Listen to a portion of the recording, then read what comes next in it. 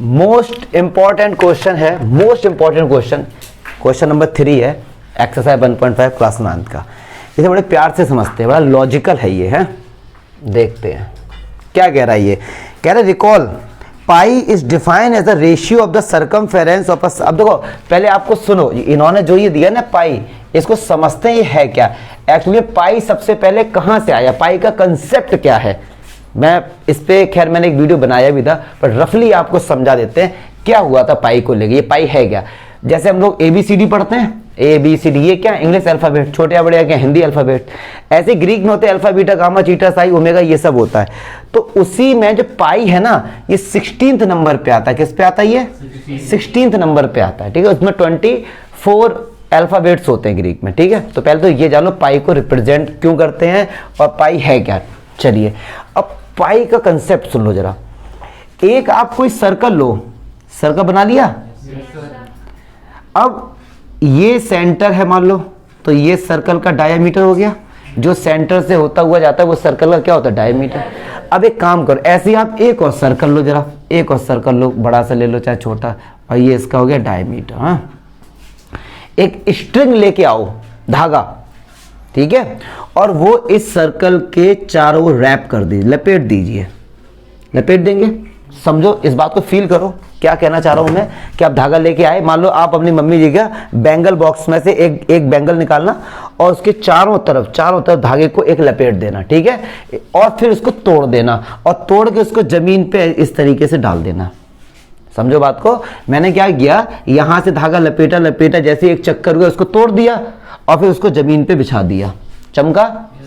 एक धागा लिया जो इसके डायमीटर के बराबर था, इसको जमीन पे लाके तोड़ दिया और इस तरीके से डाल दिया। क्लियर है? ठीक है। ऐसे इसके साथ के धागे को रैप किया, तोड़ के जमीन पे बिछा दिया, ऐसे इसके साथ मैंने ऐसे किया, ये डायमीटर हो गया। तो ये सर्कमफेरेंस है, इसको C बोला गया, ये डायमीटर इसको D बोला गया। तो पता है क्या है, जब और फिर इनकी जो लेंथ है ना, स्केल से मेजर कर लो, स्केल लेके आओ, स्केल से मेजर कर लो, कुछ ना कुछ तो लेंथ होगी, और इसकी भी लेंथ को स्केल से मेजर कर लो, फिर इनका डिवाइड करो, इसका कुछ ना कुछ तो आंसर होगा, मेजर करोगे, इसका भी कुछ ना कुछ आंसर होगा। जब इनका आप डिवाइड करेंगे ना, जब आप इनका डिवाइड करेंगे, जब कभी भी आप डिवाइड करें तो आंसर आएगा 3.14 अप टू सो ऑन, जिंदगी भर चलता रहेगा।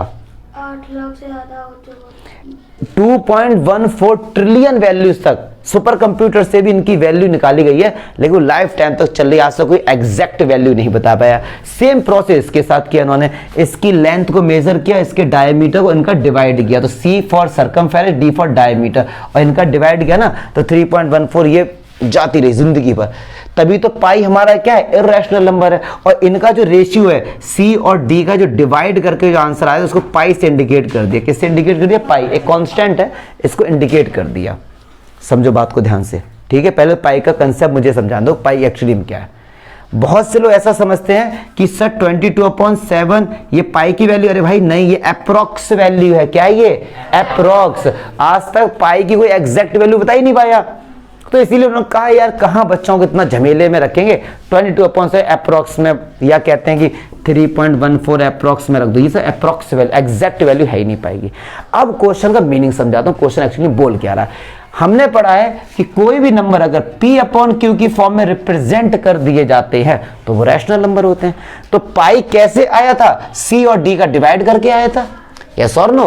तो यार C और D, C कोई भी एक लेंथ है, नंबर है, D एक लेंथ है, नंबर ही तो होगा। जब दो नंबर का डिवाइड हो रहा है तो वो तो रैशनल नंबर होता है, यस और नो। ये रैशनल नंबर होना चाहिए था ना, तो पाई एक रैशनल नंबर क्यों है? और ये बात बड़ी सही है, 22/7 एक रैशनल नंबर है और पाई एक क्या है, इर्रेशनल नंबर। तो बहुत से बच्चे डाउट में होते हैं यार कि जब सर इसकी वैल्यू ये है तो ये रैशनल और ये इर्रेशनल क्यों।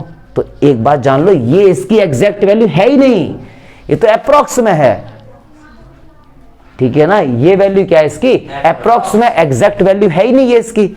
इसलिए कह रहे हैं कि C/D तो ये P/Q की फॉर्म में, तो पाई एक इर्रेशनल नंबर होना चाहिए, यस और नो।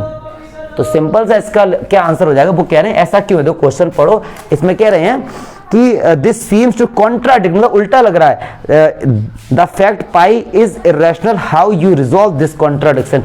कॉन्ट्राडिक्शन का मीनिंग होता है कि एकदम अपोजिट एकदम कॉन्ट्राडिक्ट है कि भैया C upon D P upon Q की फॉर्म में है तो रैशनल है, और ये इसके के बराबर है तो पाई भी रैशनल होना चाहिए, बट पाई इरेशनल है। तो भैया यहाँ पे ये लिख दो कि ये इसकी एग्जैक्ट वैल्यू नहीं, 22/7 is not an exact value of pi, it is approx value. ये क्या है उसकी अप्रॉक्स वैल्यू है, ठीक है। और अगर मैं सी और डी के बारे में, अगर ये पाई एक इरेशनल नंबर है ना, तो या तो सी इरेशनल नंबर होगा या फिर डी इरेशनल नंबर होगा या फिर दोनों इरेशनल नंबर होंगे। ये बात समझ आई मैं क्या लिख रहा हूं? देखो ये बहुत से कम बच्चों को समझ आई होगी। अगर पाई एक इरेशनल नंबर है, इरेशनल नंबर आता है या तो इनमें से कोई एक इरेशनल होना चाहिए था, क्योंकि एक इरेशनल नंबर का किसी रैशनल नंबर के साथ डिवाइड होता है, आंसर हमेशा इरेशनल आता है। तो या तो सी इरेशनल होगा या डी होगा या फिर दोनों ही होंगे इरेशनल नंबर। क्लियर है? इतना बड़ा जो मैंने लेक्चर दिया उसका फाइनल कंक्लूजन सुन लीजिए कि pi is approx value 22/7। 22/7 is approx value of pi, it is not the exact value, इसलिए ऐसा है। और ये कहाँ से आया ये मैंने सारा आपको झमेला समझा दिया। सिंपल सा क्वेश्चन है, ऐसे लिख के आप आ जाएंगे। चमका? पक्की बात है, ये मोस्ट इंपॉर्टेंट क्वेश्चन था। नेक्स्ट देखते हैं।